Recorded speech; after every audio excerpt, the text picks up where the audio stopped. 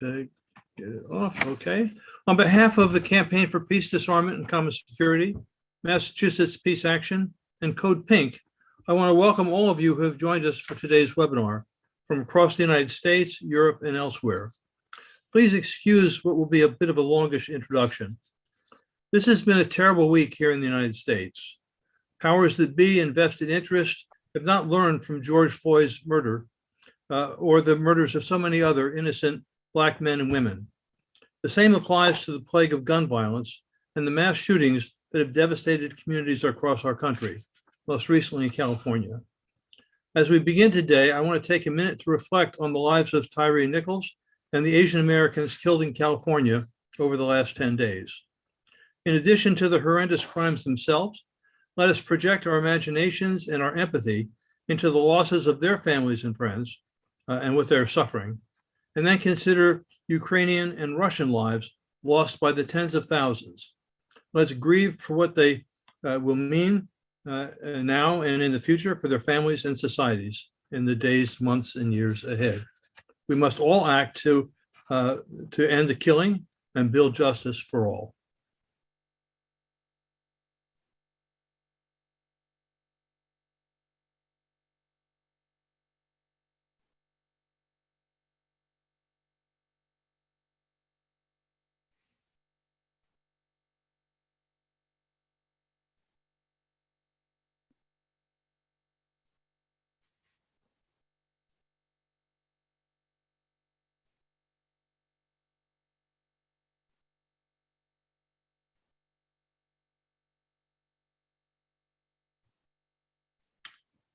Okay, now to today's webinar with leaders from European peace movements, three of whom I've had the pleasure and privilege of protesting with, breaking bread, and joining in meetings and thinking together.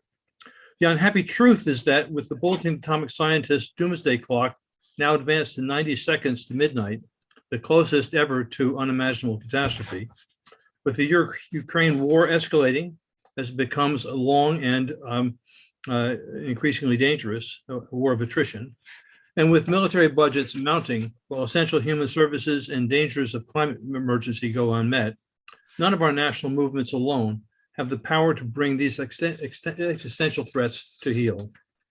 But we are not alone.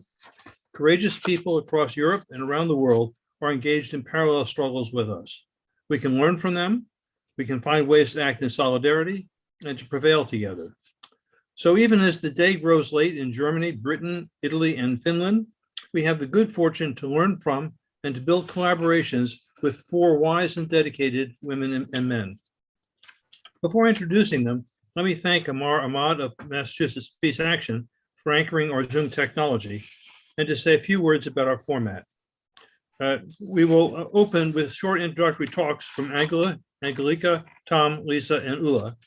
I'll exercise the privilege of the chair to follow with a question or two, and then we'll move to the question and answer period. Today's Zoom system doesn't have the Q&A button at the bottom, so please post your questions in the chat box. And because I will need to find and ask the questions, let me also ask for your sympathy and that you keep extraneous posts to a minimum or even less. Okay. I'm thrilled now to introduce our speakers in the order that they will be speaking. Angelica Klausen, a medical doctor, is co-chair of the German section of IPPNW, the International Physicians for Prevention of Nuclear War and Physicians for Social Responsibility, and she is president of IPPNW in Europe. She's a leading figure in the German and international nuclear disarmament movements, and of late has been focusing on the disastrous environmental consequences of the war in Ukraine. Thomas Unterrainer is chair of Britain's Campaign for Nuclear Disarmament, which since the 1950s has generated and nurtured one of the world's two enduring social movements for nuclear disarmament. He is active with the Nottingham and East Midlands CND. He's director of the Bertrand Russell Peace Foundation and sits on the Labour Party's International Policy Commission. Until recently, Lisa Pelletti-Clark was co-president of the International Peace Bureau. She is a member of Blessed Are the Peacemakers. I'm going to mess this up. Beati Costatori del Pace. She lived in Sarajevo when it was under siege, fostering networks of solidarity among the inhabitants there and across the front lines. She then went on to work in Bosnia and Kosovo, supporting nonviolent groups. She's engaged in human rights and election monitoring missions in Palestine, Albania, Chiapas, and the Democratic Republic of Congo. And in recent years, Lisa has concentrated on nuclear disarmament campaigns and in Italy and with TPNW more broadly. Few of us here in the United States know anything about Finland or understand what led the Finnish government to apply for NATO membership or about Finnish opposition to this latest expansion of the global alliance. Ulla Klötzer is active in the Finnish movement's Women for Peace and Women Against Nuclear Power. She builds networks in the Nordic countries, Europe, and elsewhere. She is the former vice chairperson of the Peace Union of Finland and is chairperson of the Energy Political Association, No to Nuclear Power. She is also vice chairperson of the Green Party in Finland. So with that, let me thank all of our speakers again for joining us, thank all our participants for joining us, and turn the floor over to Angelica. Thank you very much, Joseph. I'm very happy that you invited me to this webinar to speak for the German peace movement. And I want to start with short days before this war in Ukraine started. It started with the underlying very complex conflict, and it hit the German peace movement on February 24th in 2022. And even a few days before, at the Munich Peace Conference, where the peace movement organizes every year, in contrast to the Munich Security Conference, we, the peace activists, still hoped and felt somehow sure that Russia would not dare to start an attack on Ukraine. But we were very much mistaken. Russia started an aggressive war. And only 3 days later, more than 100,000 people joined the peace demonstrations before the Brandenburger Tor in Berlin. People were shouting solidarity with Ukraine, and the majority of the people wanted an immediate military support. Peace was for them military support for Ukraine in this unlawful attack by Russia. And also in many other German cities, similarly, peace activists were asking for peace in Europe. They said, stop Putin, stop war, and very many people were for weapons export because of the self-defense, question of self-defense on Ukraine. And in the following weeks, all these different groups and also IPPNW Germany, we tried to build up a united peace movement to stop the war with church peace groups, trade unions, climate movement, but we didn't prevail. It wasn't possible because most of the groups were standing with the weapons export to the Ukraine. And this was the most important for them. But to understand more of the feelings of the Germans, I think we have to go into the logic of peace. And the logic of peace, according to it, was always have to be understood as a consequence of long-lasting complex conflicts. And the current conflict over Ukraine reads like an object lesson to the pitfalls of security logic. This means both adversaries, Russia and the NATO, gives the typical security logic answer to the first question. What is the problem here? And what is the problem? Both sides says the other side is guilty. They started it. And so I want to go from here to a geopolitical level. We must at least look back into the year of 2008 or even earlier and analyze the antagony of geopolitical interests between the US and Russia. The US administration leading to NATO military alliance declared that it wants Ukraine to be firmly incorporated in the Western military alliance, while Russia on the other side wanted Ukraine to remain neutral.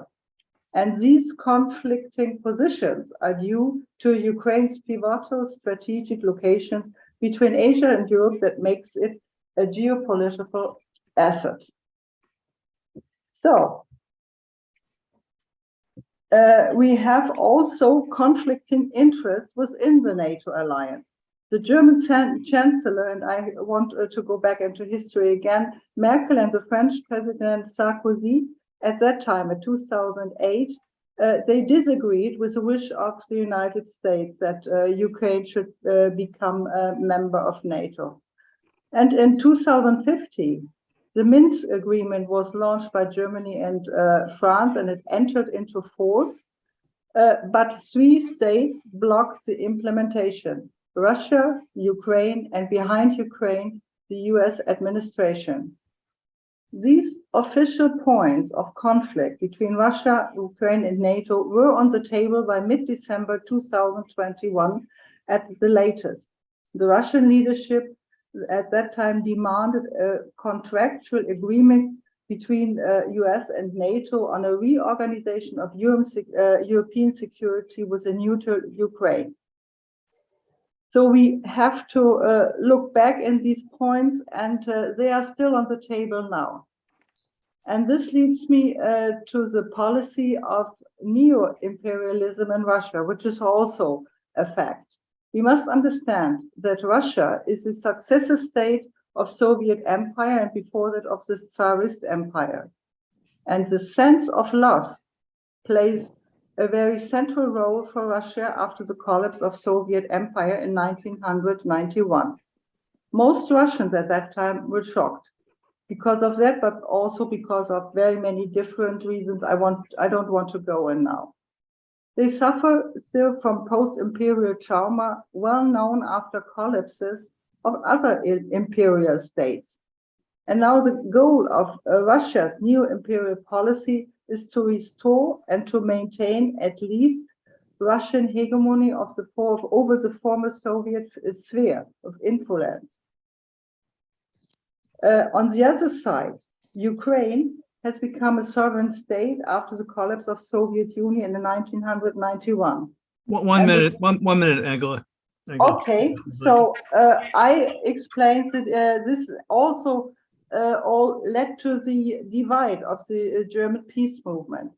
And the peace movement was all the groups that really want to go for peace and not for escalating military. They stay behind something that the Austrian diplomat put it in an article. He said, what makes the war in Ukraine so exceptionally dangerous is that after 11 months, there is no talk of peace, but we need to win the peace and not to win the war. And this is the main thing. And IPPNW Germany published a paper, a ceasefire and start peace in Ukraine, where we published a collection of existing proposals and possible steps to end the war with diplomacy, rather than the use of weapons and escalation of the ongoing war, which will lead into a nuclear war. We are and against this.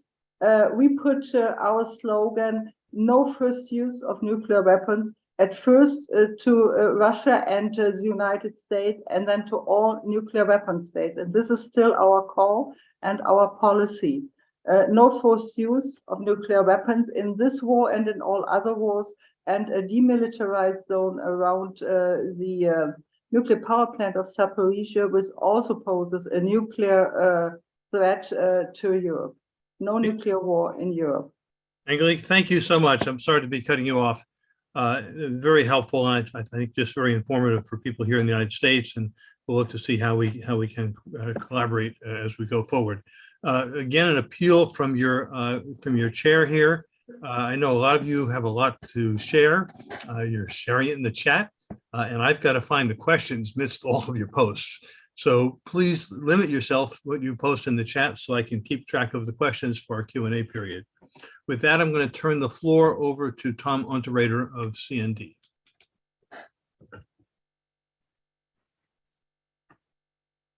Thank you, Joseph.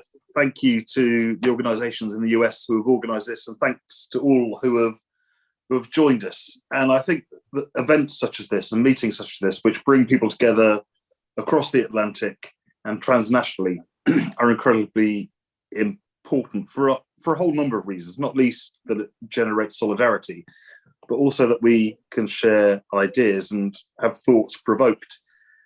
And Joseph's comments at the very beginning of the meeting sort of provoked a thought in me. And I think it's not particularly original and it's not particularly profound, but I think it's worth restating and thinking about. And that is what kind of system, what kind of social organization, what type of government on a national or local level generates such things as the police murder of Tyree Nichols? What sort of system of organization of society generates over and over again such violence and provokes such violence? And I think we need to hold that in our minds when we start to consider not only how we understand what is going on in our own countries, but also what is going on globally and how we reconcile and understand and analyze the developments we see around us. So in the United Kingdom, in terms of the campaign for nuclear disarmament, I want to talk about three interconnected things, really. But our key campaign in the United Kingdom has been provoked by the announcement, and I'll come back to what sort of announcement it was, but the announcement that it seems entirely possible that United States nuclear weapons will return to this country once again. Up until 2008, the United States housed free-fall nuclear bombs at the Lakenheath Air Base in the south of England. They were removed in 2008, and they were removed without any fanfare, without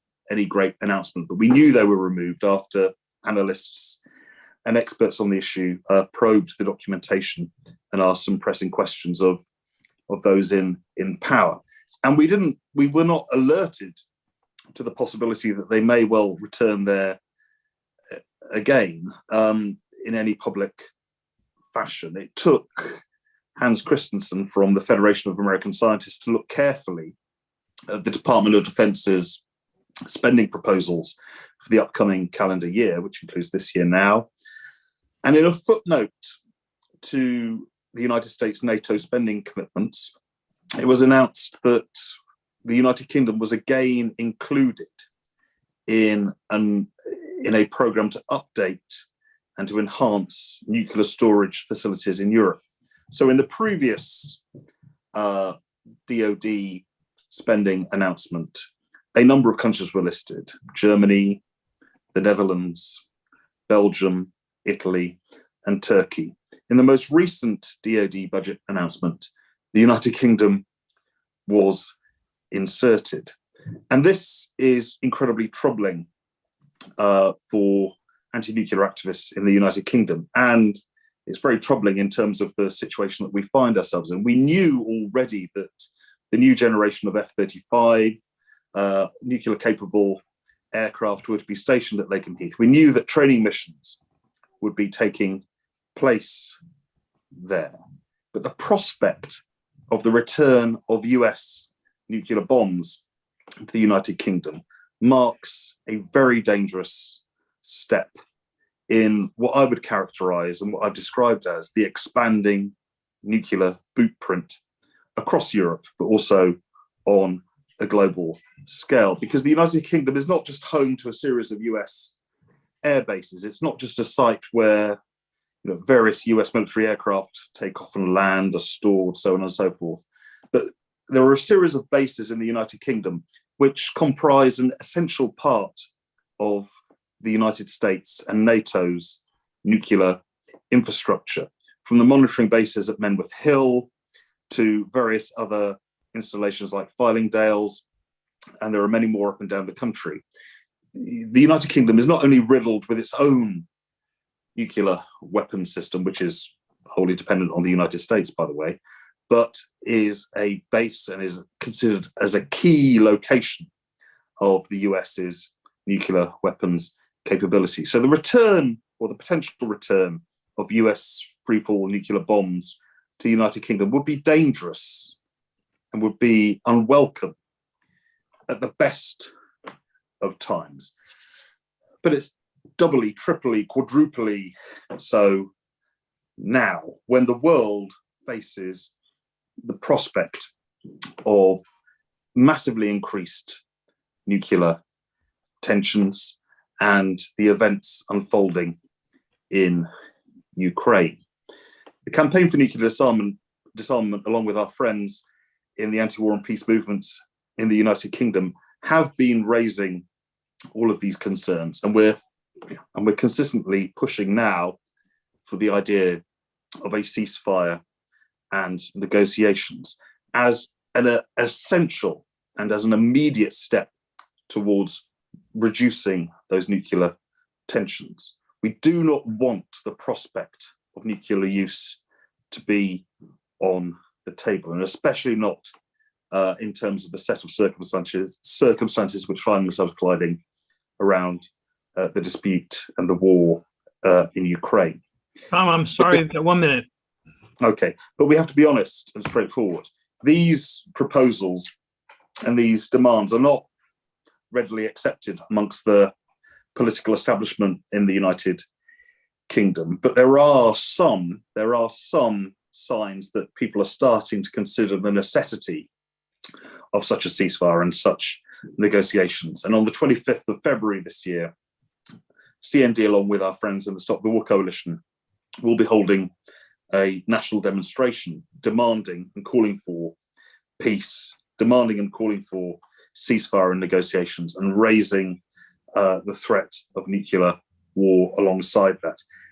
And connected to that, and I'll finish on this point, connected to that, and this is a phenomenon we see across Europe, and that is the renewed commitment to militarism and to military spending in particular. It's happening in the UK, but it's happening across Europe as well. Europe is remilitarizing, from the expanded US nuclear blueprint to the commitments of individual European states to massively increase their commitment to nuclear spending. You will recall from the Trump administration his repeated complaints that European members of NATO were not handing over sufficient money to make NATO a credible force. Well, there are positively Trumpian amounts of money being committed by social democrats and others across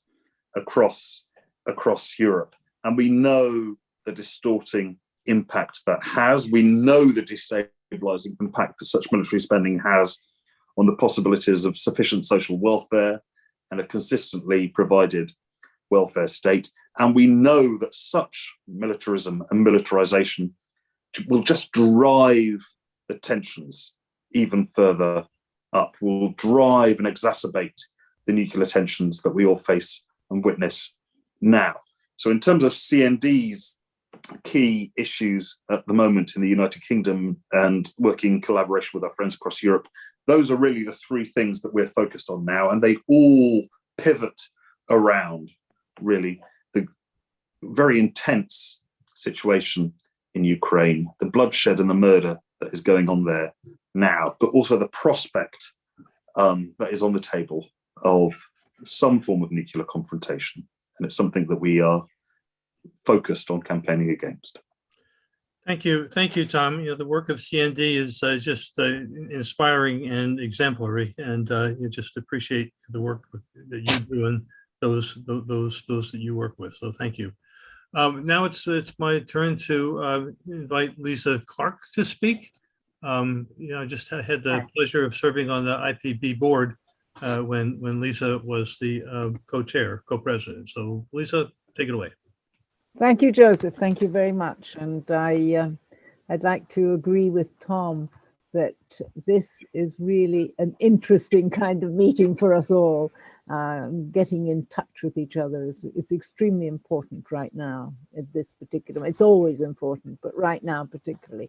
I want to concentrate on what we in the peace movement in Italy have done since the 24th of February last year, because I think it might be interesting for other countries. we have, well, immediately within the first 2 days, there were many demonstrations, spontaneous demonstrations everywhere, calling for peace. This was a clear peace movement. It wasn't an anti-war movement. There was no idea yet of what the Italian government would do or anything like that, but it was simply a solidarity with the Ukrainian people, the victims of aggression, and a will to say, we are standing by you. And already we started the following week getting ready to host refugees from Ukraine. We then started expanding our networks. Our association is part of the Italian Peace and Disarmament Network, but there are other similar networks, like the networks of development NGOs. Many of them overlap, of course, the trade union networks and their development NGOs as well, church-based and interfaith groups. All of these groups started coming together, and one of the first things that came out in our online meetings was, this has to be a European response. We've got to respond and react on a European-wide scale with civil society coordination and proposals and mediation. This is something we need to do. So our immediate first calls were for ceasefire, for diplomacy to get to work, and for conferences, peace conferences to be organized if possible with UN, under the UN, including civil society groups. But then we also had the will to host refugees. We could drive to the Ukraine, and people immediately started driving there to help, to take aid physically. It's a long drive from Italy, but it's a doable drive. And within a first month, we'd had a national demonstration in Rome with several dozens of thousands of people, about 40, 50,000 people who had come to Rome. And we had the first caravan, we called it, driving to Ukraine. It was about 100 vehicles, mostly minibuses, that drove out to Ukraine loaded with aid and medicines from lists that had arrived from groups in Ukraine. And they drove back to Italy, taking back children. There was the children, for example, of 2 orphanages, that kind, and families, of course, without the men, alas, and offering hospitality in our homes in our cities back in Italy. It was very interesting to see that there was, although there was already a call for weapons on a European level for the defense of Ukraine, there was, in the peace movement, there was a very negative response to sending weapons. But it wasn't because we had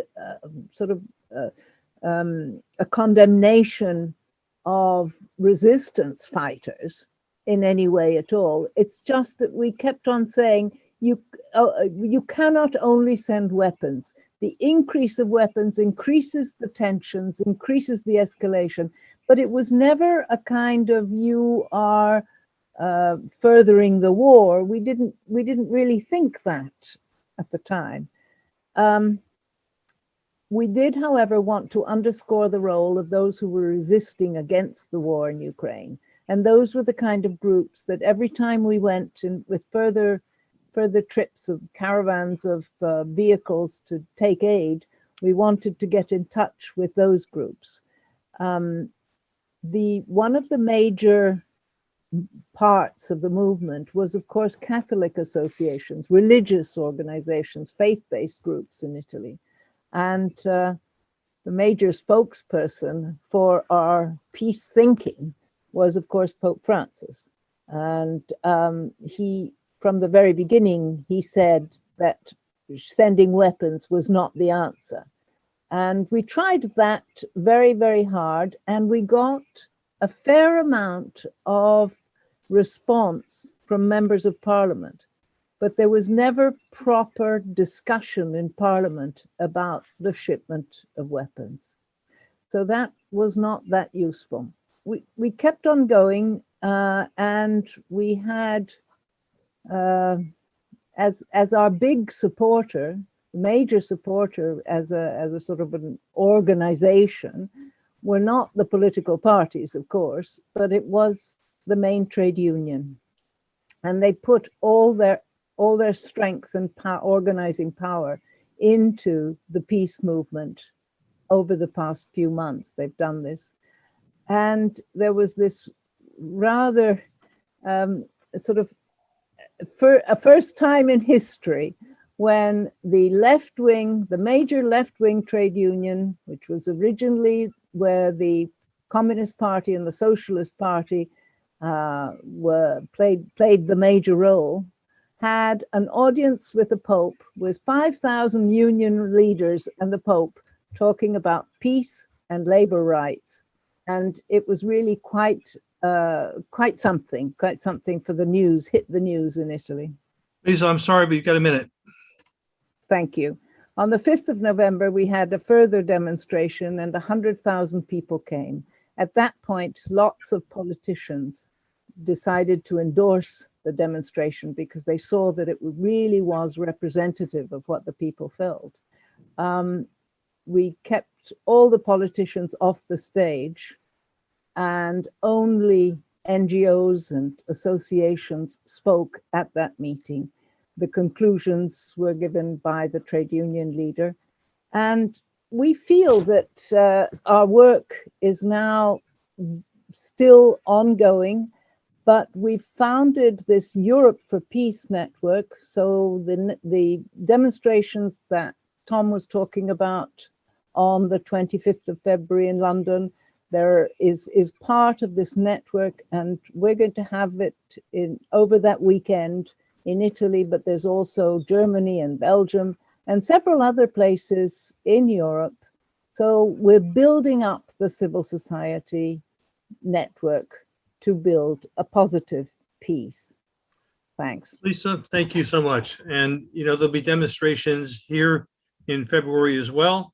And I think we can maybe take energy and encouragement and inspiration from one another. Last speaker, but hardly the least, Ulla Klötzer from Finland. Thank you, Ulla, for joining us, and we look forward to hearing what you have to share with us. Thank you, Joseph. First of all, a small correction. I'm not the vice chair of the Green Party anymore. I was at the beginning of the 90s under our current foreign minister, Pekka Haavisto, who is a complete NATO fanatic. So I couldn't be a vice chair anymore, but I was in the 90s, of which I'm actually ashamed today, because the Green Party has turned from a peace party into a war party. But first of all, my warmest thanks for the invitation to this extremely important webinar. The situation in the world is really scary, and the NATO membership applications of Finland and Sweden are adding remarkably to the tense geopolitical situation, not only in Europe, but in the whole world. Shortly about the situation in Finland. The support for NATO membership exploded overnight when Russia invaded Ukraine. There was no debate about the reasons and the historical and geopolitical background for the invasion. The whole political establishment and mainstream media turned into Russophobics and NATO fanatics overnight, followed rapidly by the people. All NATO countries signed Finland's accession protocol in July last year, and Finland became an observer member. Today, all members other than Turkey and Hungary have ratified the agreement. We have a lot of mess about it just now, but I cannot talk about it now due to the shortage of time. Our foreign and defense ministers assured in the NATO negotiations last June that Finland is willing to join NATO without any restrictions.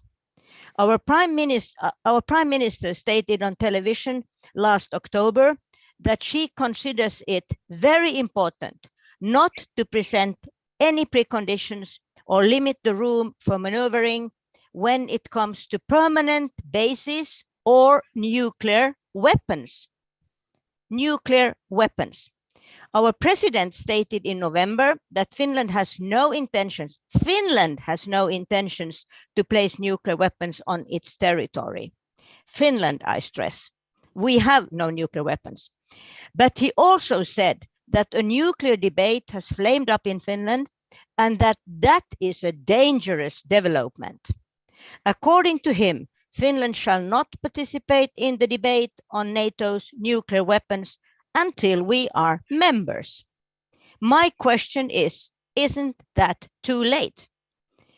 Of all European countries, Finland has the longest direct border to Russia, 1,300 kilometers, some 800 miles.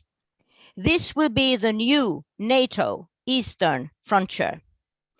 Will Finland host permanent foreign bases and nuclear weapons, some 965 kilometers or 600 miles from Moscow, as was speculated, for instance, in Newsweek last October?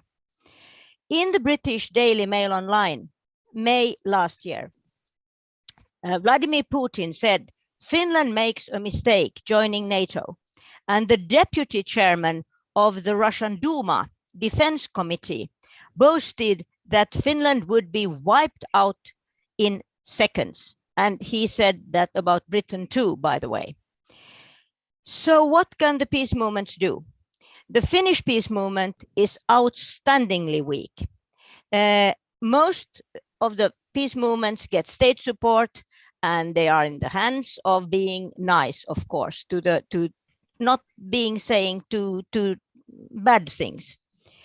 We must find ways to cooperate strongly on a European and worldwide basis.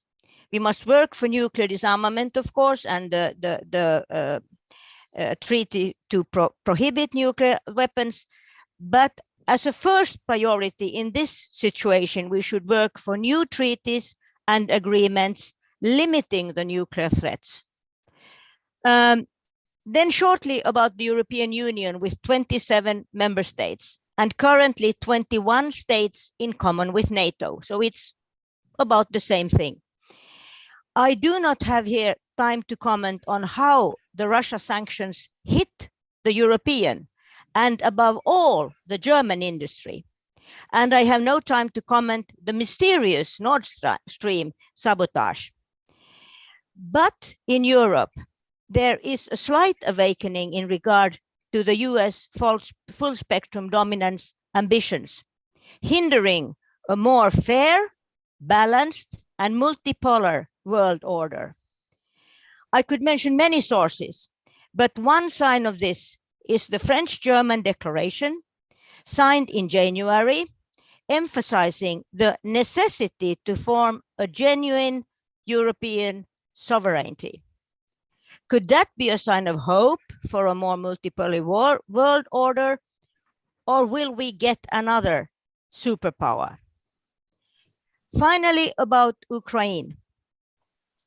The peace movement must do its utmost to push for negotiations and dialogue. For this, a new OSCE summit in 2025 would be perfect.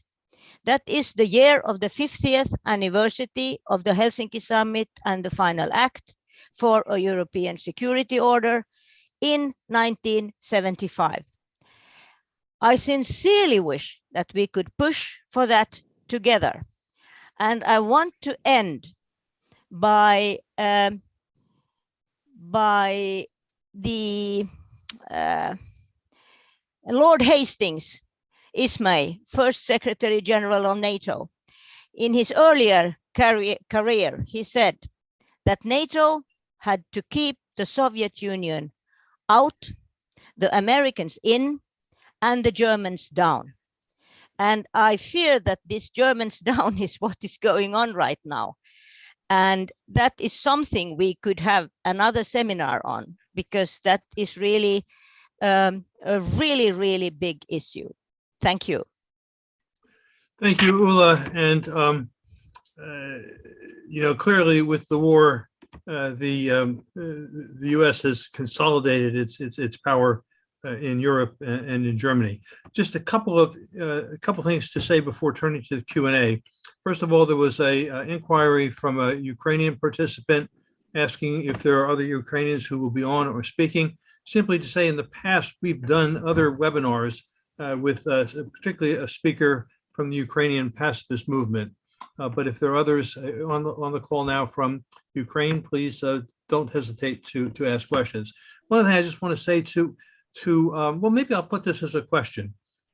People here in the United States know almost nothing about the OSCE, its role in the 1990s when we had basically a period of common security diplomacy essentially across the Euro-Atlantic, and there, as Ulla was saying, there's now an appeal for it to meet in 2025 and maybe begin the process of building a new European security architecture.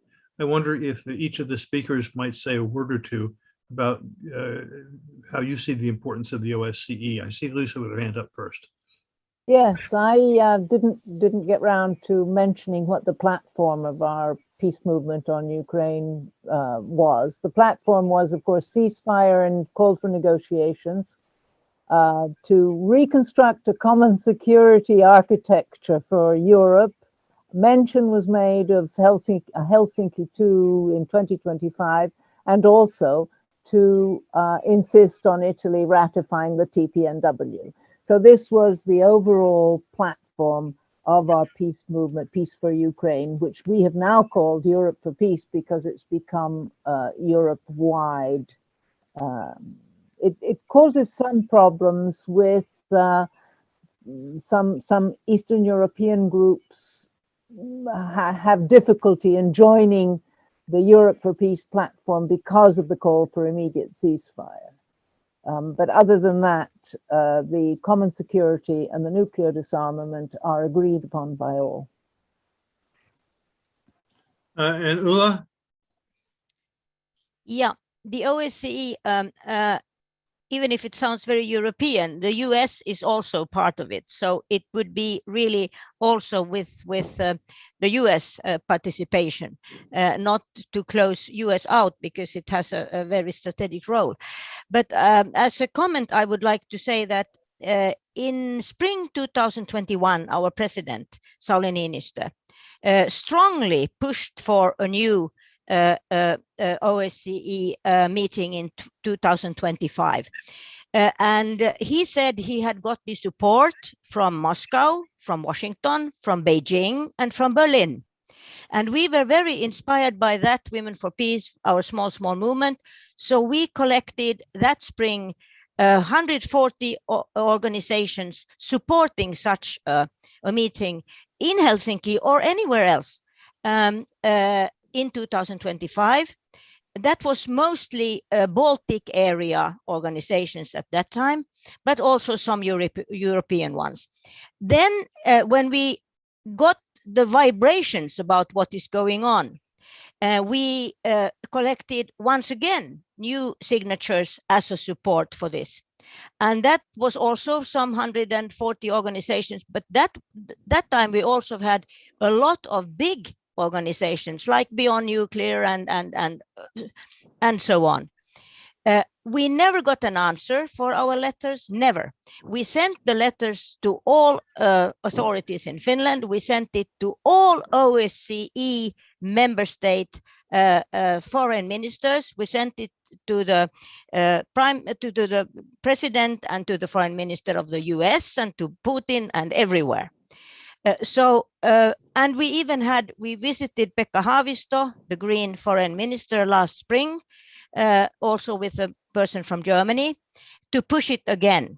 But he didn't even comment it. He just shook his head and said Russia would never let NGOs attend. And I told Pekka, whom I know personally since the 90s, that Pekka, we don't have to be there. We can have a separate NGO conference.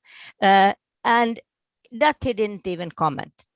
So it was clear that Finland will not push, and Finland will be the chair of OSCE in 2025. So if we want to have it, we have to really, really push it. I know that there will be a peace conference in Austria, in Vienna, obviously, in May or June. And that would be, of course, a possibility to take it up there. And since Austria is not even negotiating for a NATO membership, that would be a perfect place to meet, because of course Russia wouldn't come to Finland now or even to Sweden when we have asked for membership. So this was about the OSCE. Thank you. Thank you, Ulla. And we are aware that both Ireland and Switzerland remain neutral in the OSCE and could serve as the host. I see Angelica has her hand up. Yes, I'm very happy to be in this call and feel the other European voices with me and backing me up. So it makes my heart really very, very happy. In Germany, the wind is blowing very much against us peace activists from the government and mostly from the Green Party there. Social Democrats are sometimes better to have dialogue with, at least they listen to us. And for future plans, I think that it is necessary that the peace movements in our separate countries, that we have to organize meetings where we meet in presence. And I don't know, Ulla, if you said this meeting in Austria is this year or not, but Austria really is a great place for that. And we in Germany admire the Italian movement, peace movement, so much because you made these demonstrations, which we couldn't manage so far, but we want to do. And we have to. I think we need different formats besides webinars, but also meeting in presence where we can make common European plans, and the goals, they are quite clear, like common security and nuclear disarmament, demystify the nuclear deterrent, and so far working for TPNW. But we have to feel our common strengths also as a peace movement. So we had a meeting with the IPPNW affiliates in Hamburg last weekend, and this also gave us some strength, and we should go on that. And another thing I wanted you to tell is that with the different IPPNW affiliates, we try to step up to the European Parliament and to get a resolution there with no first use and demilitarized zones around Zaporizhia and no to nuclear war, the threat of nuclear war in Europe. And the answers we got from good-willing Social Democrats and one to good-willing Greens is, you are maybe right, and if you had come 2 years ago, it would have passed through. But now we have this war in Ukraine, and we dare not even to mention that there is a threat of nuclear war in Europe. So we say no to nuclear war in Europe, and they want to wipe this out. So what kind of European Parliament is that? I was really crying after the Zoom call and telephone calls with different parliamentarians, but I don't want to give up. We want to go on, and we need your solidarity, and we want to give our solidarity to you. Good. We are certainly working together. Tom Unterrainer has his hand up. Thanks, Joseph, and thanks to others. So far as the OSCE is concerned, and that's the Organization for Security and Cooperation in Europe, over a fairly significant period of time, it played an important role and could potentially play an important role in future, but it certainly played an important role in this region, in the European region, in terms of issuing reports, in terms of observing conflict zones, and in terms of generally promoting the idea that some level of cooperation and understanding and basic fact-giving is essential if we're to understand what's actually going on and if we're to prevent the worst possible from happening. And in that context, it's quite interesting to note that there was an OSCE mission in Ukraine, and I think it was there from 2014 onwards, and it produced a whole series of very important, very detailed, on-the-ground reports of what was happening in Ukraine, where there were disputes, where there were flare-ups of violence. But very shortly before the Russian invasion, a number of countries withdrew their observers from this OSCE mission, and that includes the United Kingdom. They withdrew their observers.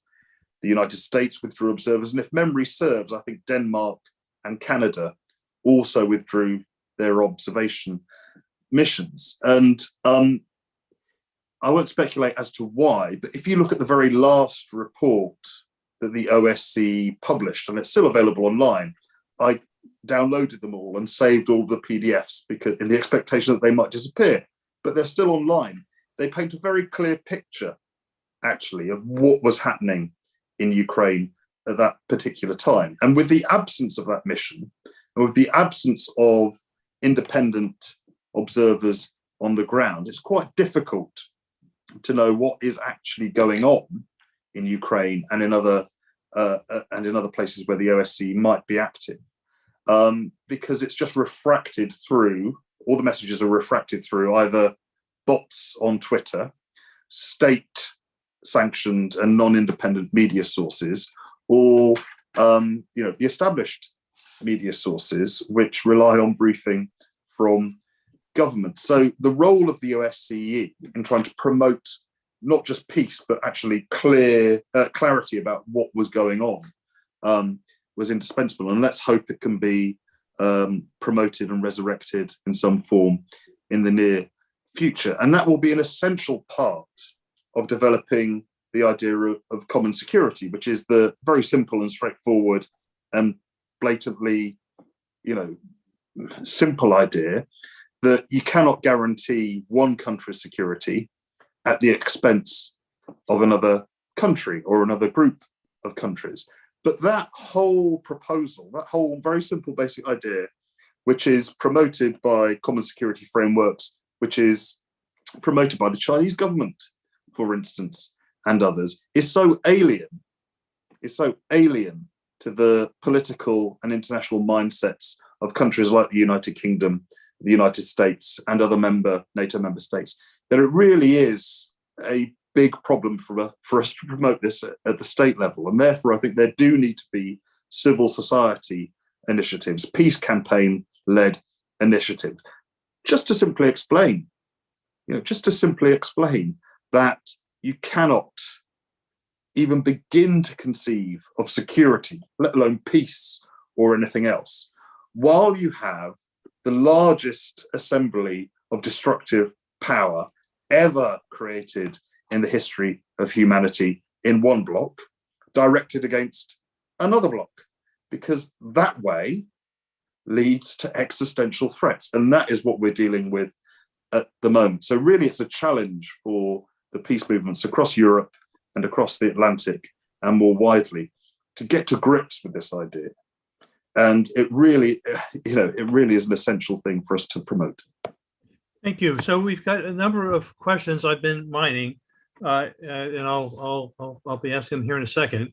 But let me just ask our panelists to try to keep the discussion we just had was great, but if we can keep your answers, if you were concise, we can cover more of them. We have several here for Angelica. One is why does the German Green Party support the war? And another question, is what has been the response in Germany to Germany's foreign minister saying that we are at war with Russia?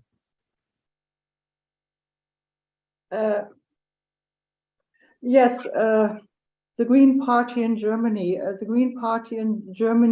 Very quickly after they came into rule in the government, changed. They really changed. We had lobbied them on before the war 2 or 3 years on TPNW, and they gave up their stance, what they had told us before, one after the other. And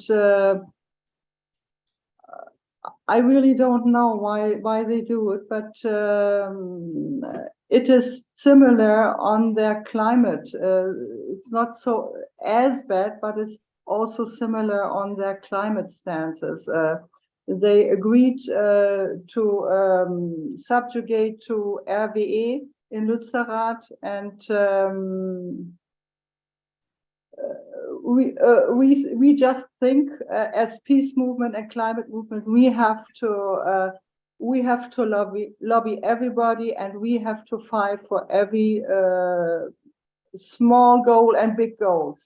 We have to educate young people again, to get together with them with a climate movement, and to really understand each other and build up peace movement from the base.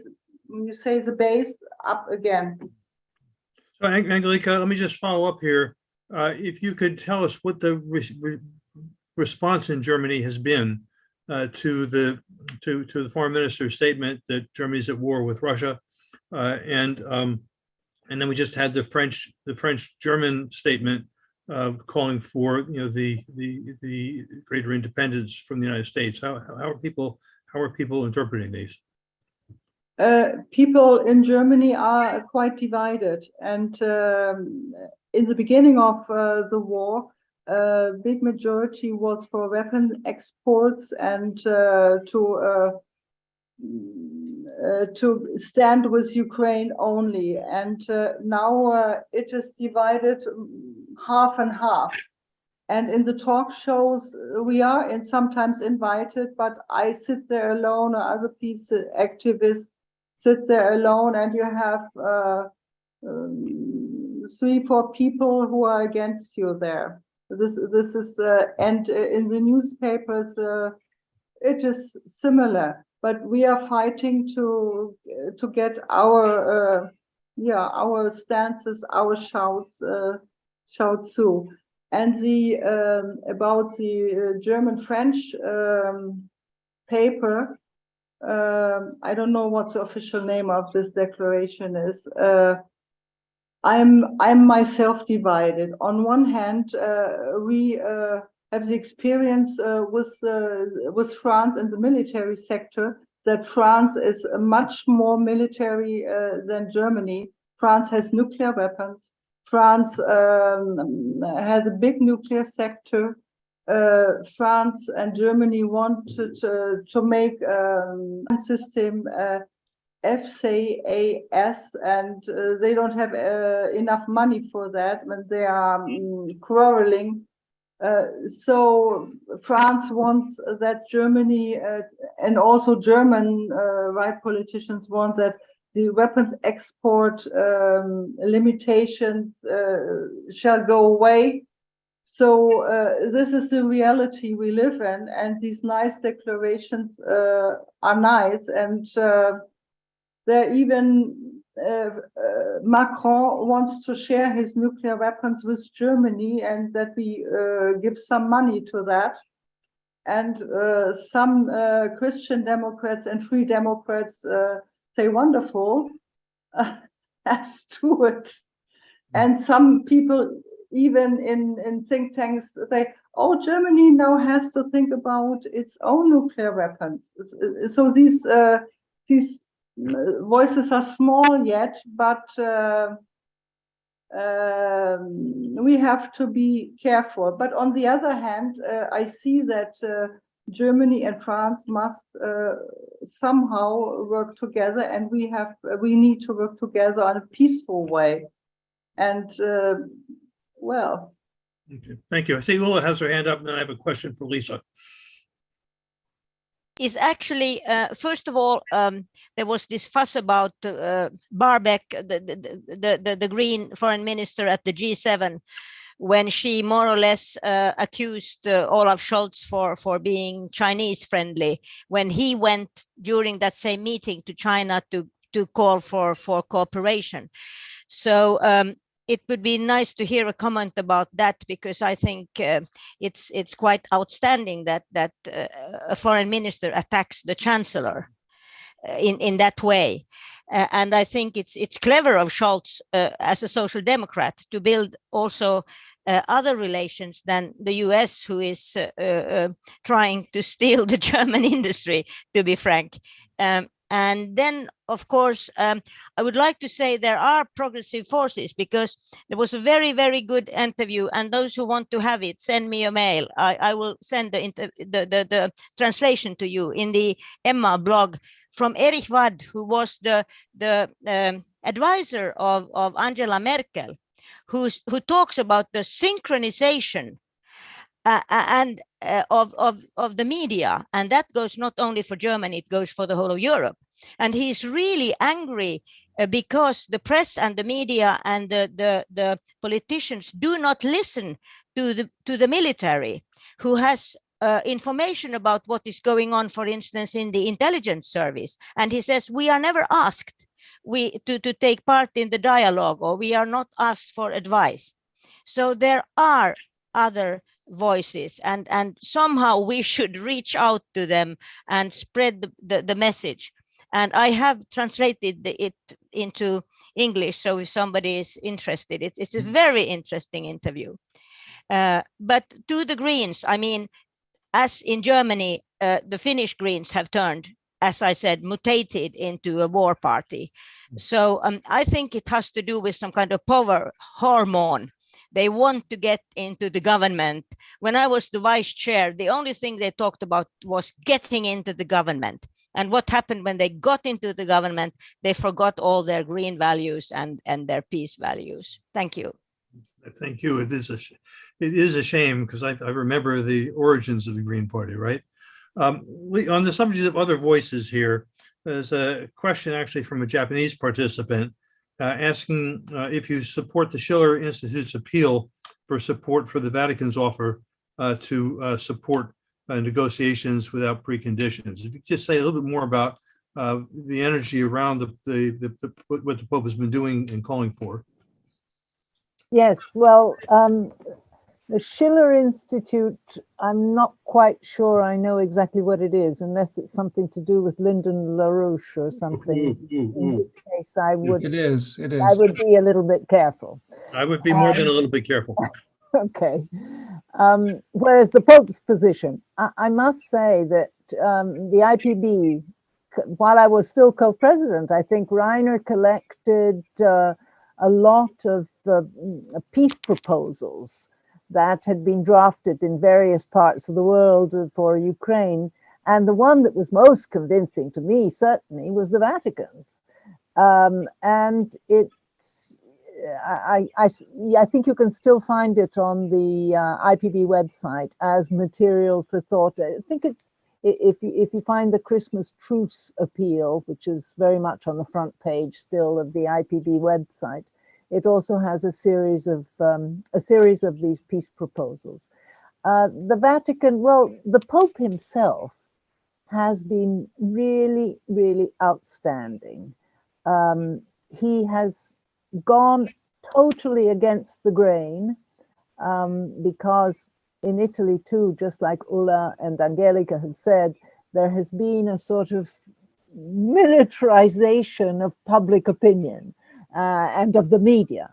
There is no opposition to sending weapons. There is no opposition to anything that is done in the name of military support to the Ukrainians. And of course, we are the ones who are expressing all our solidarity with the Ukrainians, and we are accused of being pro-Putin. It's just crazy, this. I think in more recent months, this has died down, but at the beginning it was like that. I'm sure Angelica had the same experience in Germany. This was something that's happening throughout Europe. But now the Pope, on the other hand, is the man who really has said that you cannot work for peace by sending more weapons. That just is a contradiction in terms. And this doesn't mean that we're not in solidarity with the Ukrainians. And he says this as a head of state. Angelica? In our paper, Ceasefire and Pathway to Peace, we collected the different publications on ways to ceasefire and peace, and it's also in English, and it can be found on the International IPPNW website, Peace and Health blog. Yes, and I can also send it to you, Joseph, and you can send it around to the people, because we had quite a big success with this in the German peace movement, and also peace researchers, they accepted our collection. If you can send that to me, and there's a request for Ulla to send her paper, and I can send that out with the recording to those who have registered. Which question to come with? Maybe a question here around some of the fallout from the war. People are wanting to know what has been the impact on energy supplies, energy costs, and on grain and food costs in Europe as a consequence of the war at this point. Just talk from your personal experience.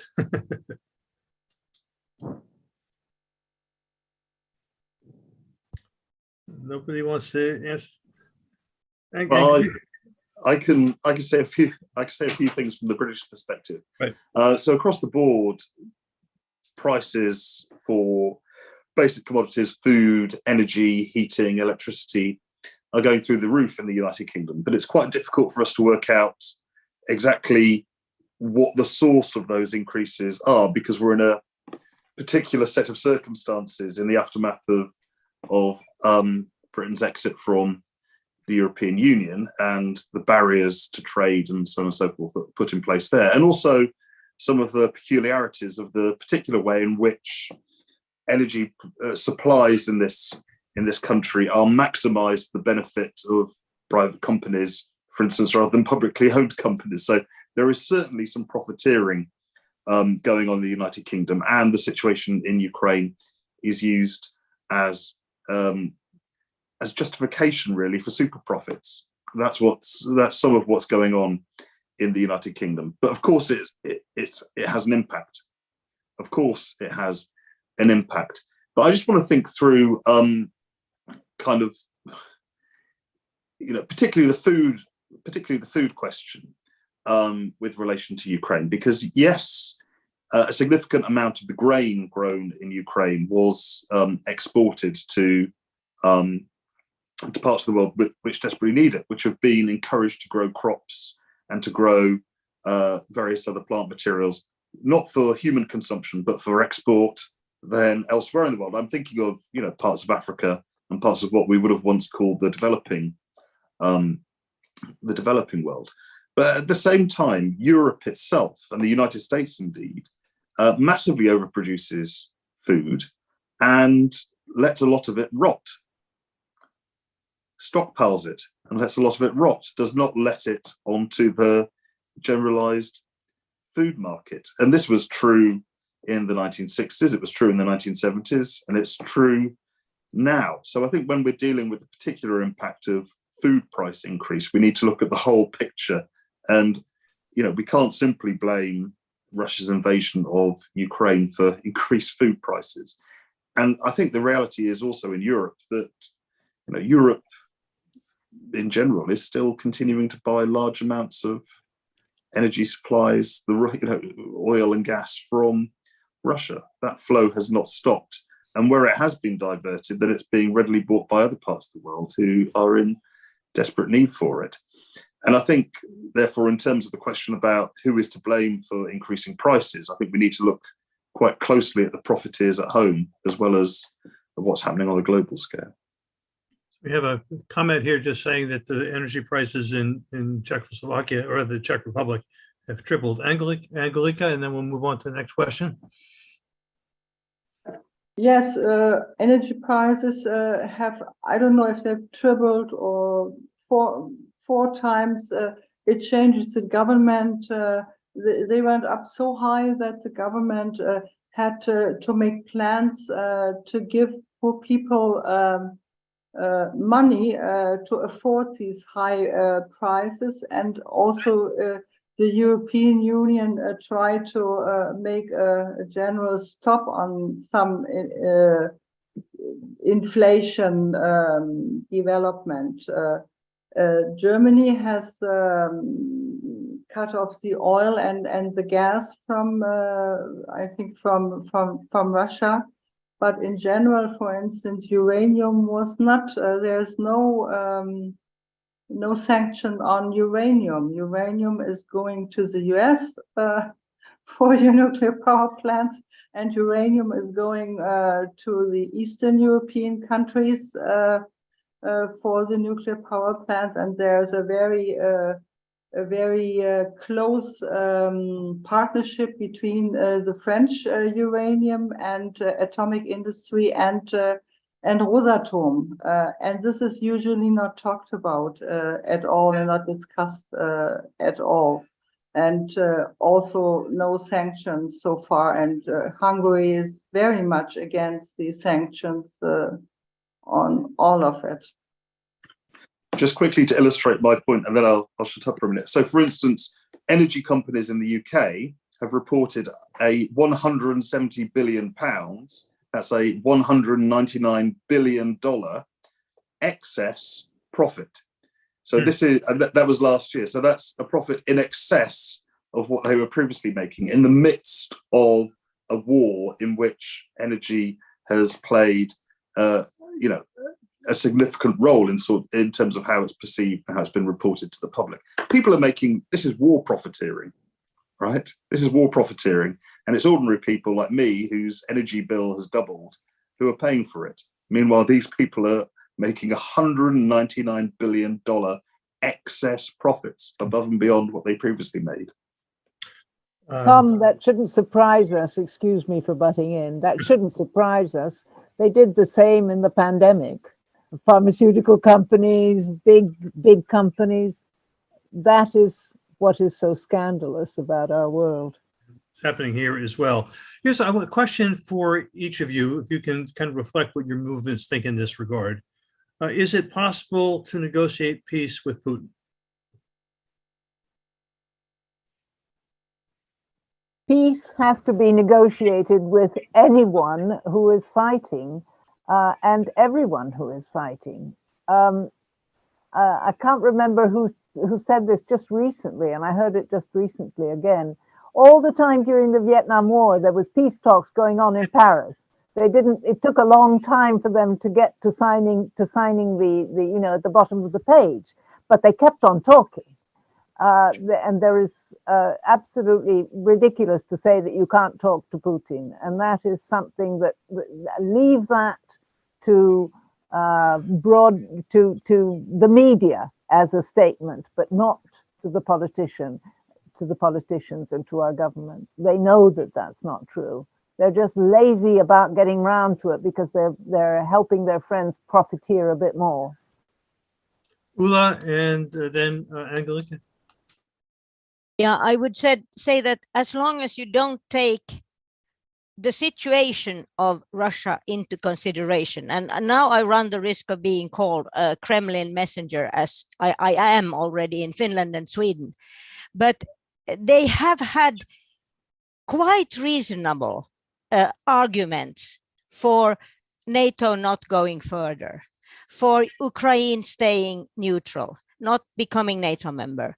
And now in this case, also for Finland and Sweden not becoming NATO members. I can understand a frustration of a former superpower, that they see that they are, the Pope said that NATO is knocking on Kremlin's or Moscow's door, and that is true.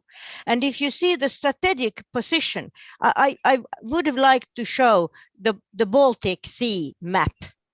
They have nothing but the small Kaliningrad and St. Petersburg. They are absolutely encircled if NATO comes to Finland. They have no chance to go out from the Baltic Sea. And the same goes with Crimea and the Black Sea, if you look at it. If we want peace, if the Western countries want peace, they have to negotiate, really negotiate. Not just come there and say, okay, Russia, now you do like this, and we want this, and we want have NATO surrounded to surround Russia. We need real dialogue, and it's possible. I have a lot of Russian friends. I have been traveling a lot of in Russia. They are absolutely acceptable people. Now they are hated all over Europe, and we have got real Russophobic. I have a Russian friend, a concert pianist in Finland. She doesn't want to speak Russian on the street anymore. She's afraid. And this is terrible. We should be a civilized country, but we are not anymore. I think we must negotiate on equal terms. Then it's possible, not otherwise. Thank you. I also think, excuse me, I've got to add this. There has been negotiation going on. Yes. Because there have been plenty of prisoner swaps. There have been negotiations for the grain. Well, they were stopped after a while, but they have been negotiations. So what's this business about not being possible to negotiate? And in Italy, they cancelled a lecture series on Dostoevsky with part of the Russophobia until we just made them appear to be such fools when they did something like that they haven't tried that again. So I want to let Angela and Tom also respond. Then I've got one more question to ask, and then we're going to move to the concluding remarks. So Angelica?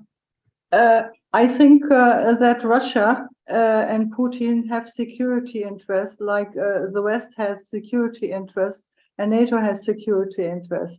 And on this basis, if you accept that these, as I also said in my talk, that the insecurity interests are different, and if you want to talk on this level, you can accept that there are different security interests.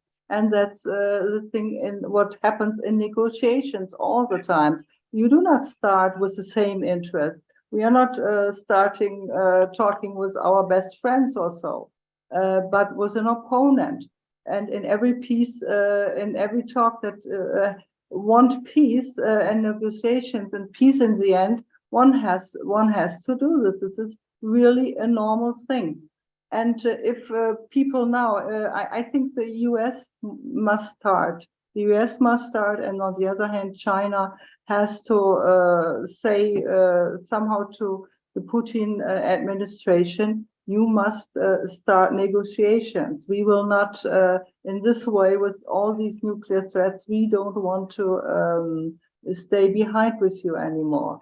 So in this way, it is possible. It's not easy. I'm not naive. It's not easy at all, but it's possible.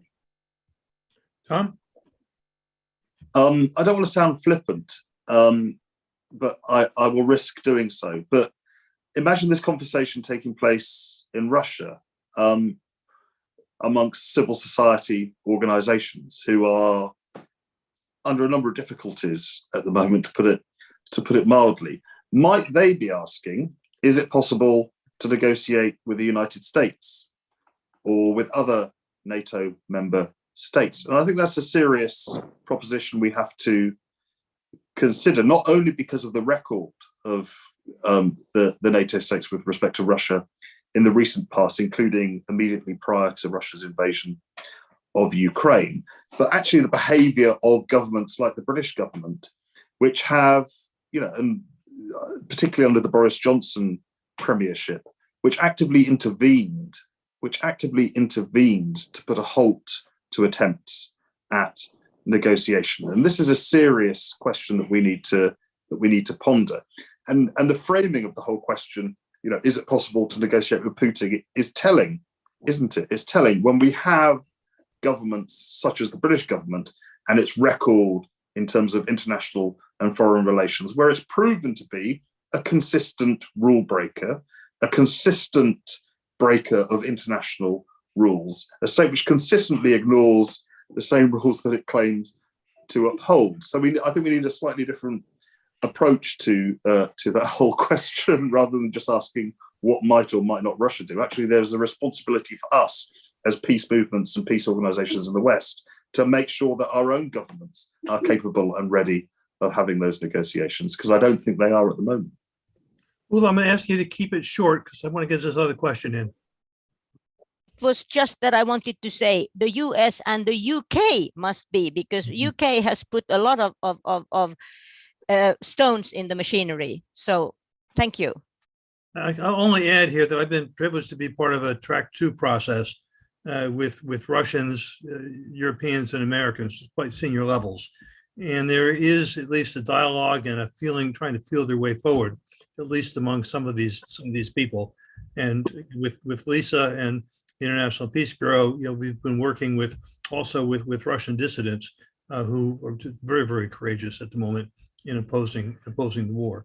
The last question I have before a really quick wrap up here is to ask each of you, what do you think the long range priority for the US peace movement should be? What should we be thinking about, if you will, I guess, with and beyond the Ukraine war?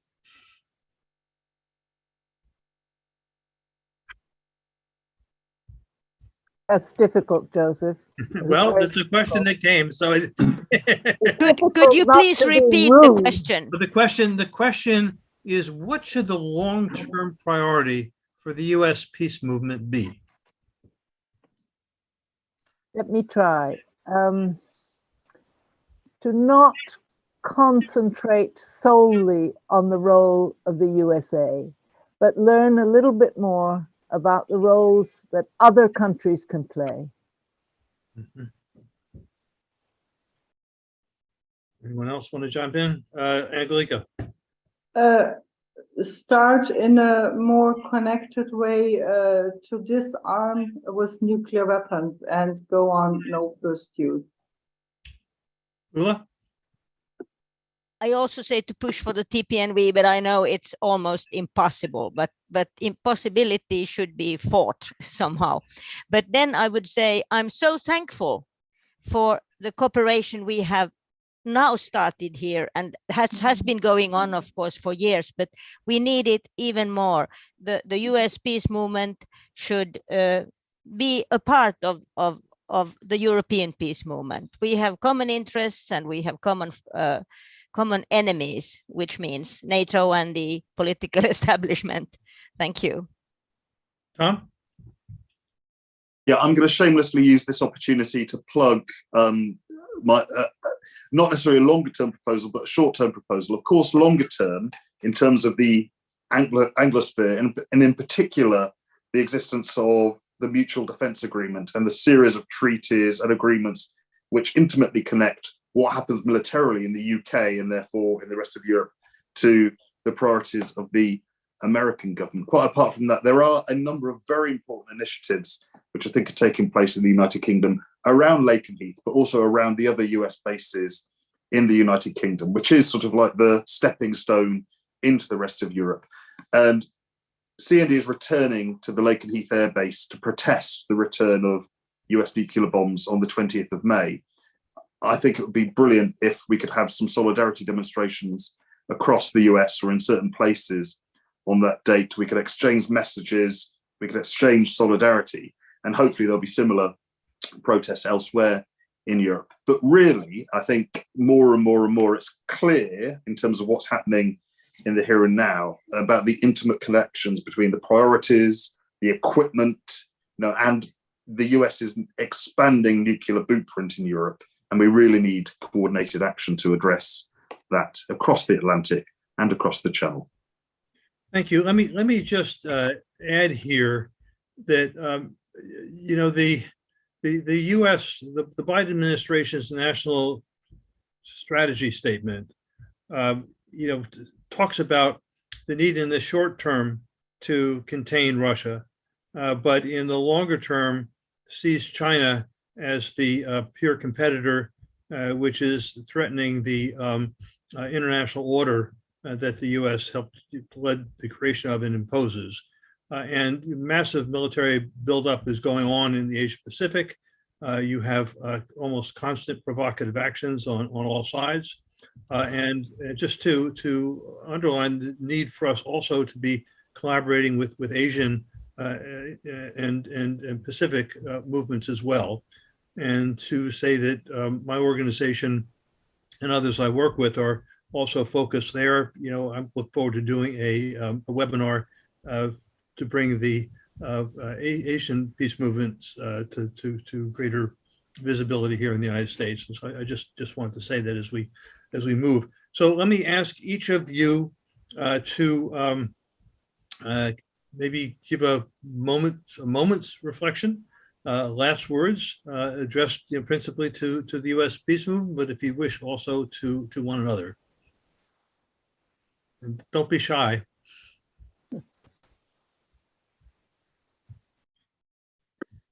Shall I kick off? And I'll kick off with reference to a vintage document which was written by Bertrand Russell, I think in the 1960s, and it was his appeal to the American conscience. Russell was a British aristocrat, but he was also somebody who was incarcerated, put in prison a number of times for his peace activism, and who in his 90s was still being arrested in opposition to nuclear weapons. And his appeal was not just sort of some patriarchal demand to the new world to stand up and be counted, but was a reflection of his understanding of just how important it was and what a key place the American movements, whether it was civil rights, peace, movements for democracy, what have you, how vitally important they were to the success of peace movements in Britain and in Europe more widely. So I just want to reiterate that point, really. We won't be issuing a new appeal to the American conscience because it's clearly there.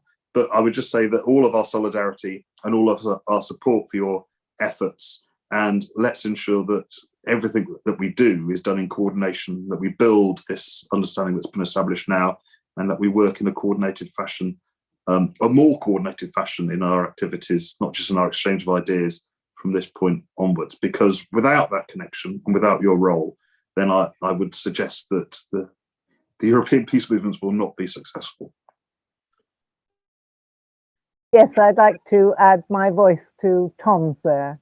I really think that we need to work together to network. This meeting is a very good example of how we can work together and do it all. I think that what we're trying to work towards in Europe for Peace, which is to have a civil society adjunct to a peace conference, but with a civil society component under the sponsorship of the UN or the EU, if we can get the EU to move, and work towards the OSCE Helsinki #2 in 2025.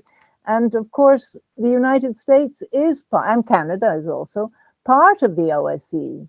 So the civil society grouping of a Helsinki 2 would include all of you.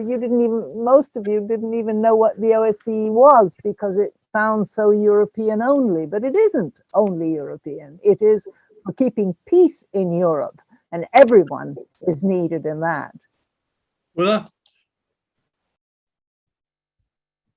To say some strong words for the OSCE still. And as Lisa said, it's not only Europe. There's Canada, there is the United States. And I would say that if we cannot get any state to have an OSCE conference, why don't we make an OSCE NGO conference? and do good statements and go to the embassies, all bloody embassy of all the OSCE states, and leave our documents to say that revitalize your organization. It's needed. And for the American NGOs, I would say, you stopped the Vietnam War. And now we have to stop this war together. That one you stopped alone, more or less. I mean, okay, there was pressure from the world, but you did it on your marches. And now we all have to do it. Thank you. Thank you. Angelica, you get almost the last word here. Yeah, thank you very much. I wanted to thank you very much, Joseph, because and to express that I learned a lot from my American peace friends and peace researchers. So I feel a very deep connectiveness, and I saw the name in this chat today from Paula Gottlieb, from whom I learned a lot about peace and dialogue work on after the war in Yugoslavia. And I hope very much that this is the beginning of a real connectiveness between the European peace movement, together with the American peace movement. We need you and you need us, I think. And I think we are, this is a hope. I hope we are stronger than we often think.